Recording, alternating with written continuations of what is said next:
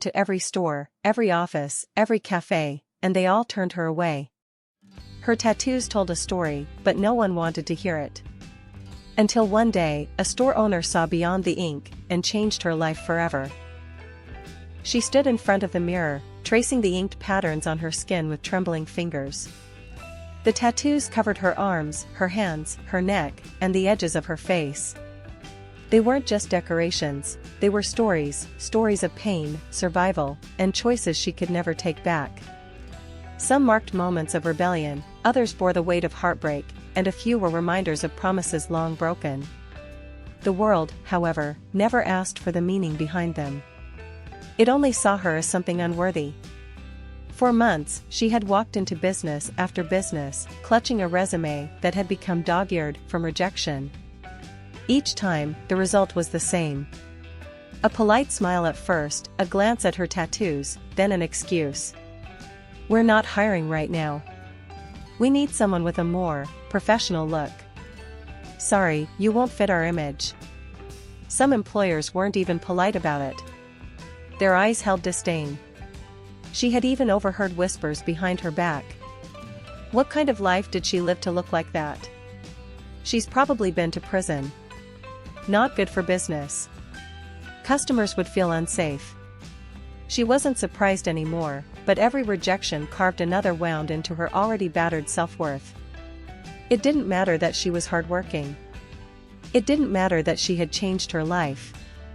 All they saw was her past, permanently etched onto her skin. She was nothing more than her ink. It was raining when she walked past the small convenience store on the corner of a quiet street. The window display was nothing special, some snack packs, an old sign for cold sodas, and a faded "Help Wanted" notice taped to the glass. She almost kept walking.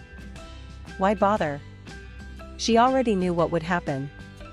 But something in her heart told her to try one last time. With a deep breath, she stepped inside.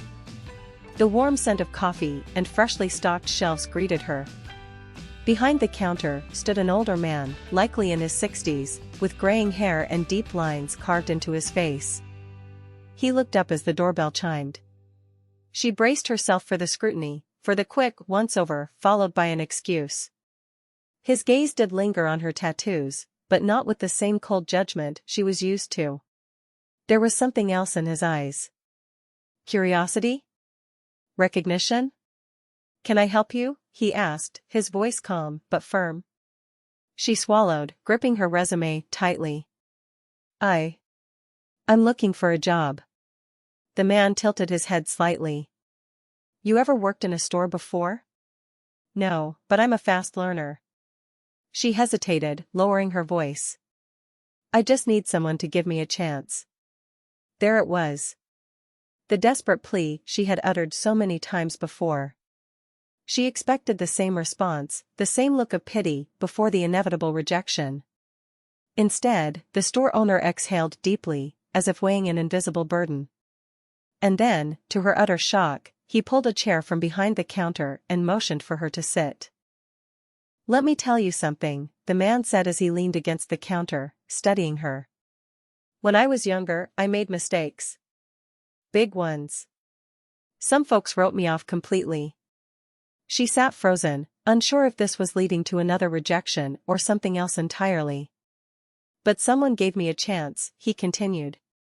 "Even when I didn't deserve it." He tapped the counter lightly with his fingers. "I'm not gonna ask about your past, because I don't care about it. What I care about is who you are now." Her chest tightened. No one had ever said that to her before. Not once. "So," he said, standing straight, "the job is yours if you want it." For a moment, she couldn't breathe. "You mean, you're actually hiring me?" "Just don't steal from me," he added with a smirk. She let out a shaky laugh, blinking back tears. "I wouldn't." "Then we're good." He held out his hand. "Welcome to the team." She hesitated before gripping it tightly. Her fingers trembled slightly, but she held on, as if holding on to something she hadn't felt in years. Hope. The next morning, she arrived early. Too early. She paced outside the store, adjusting the sleeves of her sweater, momentarily covering the tattoos on her arms. Was this real? Would it last? She had been so used to rejection that she was afraid this was just another moment of temporary kindness that would be snatched away. But when she finally stepped inside, the store owner simply nodded toward the shelves. "Stock those, then I'll show you how to work the register." That was it. No hesitation. No awkward glances. No treating her like a charity case. The customers, however, weren't as accepting. She noticed the way some of them stared, the way mothers subtly pulled their children closer. Some openly whispered. A few avoided her completely. But she ignored them.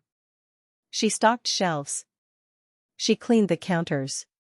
She learned how to use the register. She worked harder than she had in years. And the store owner? He treated her like any other employee. He taught her with patience. He backed her up when customers questioned why someone like her was handling their purchases.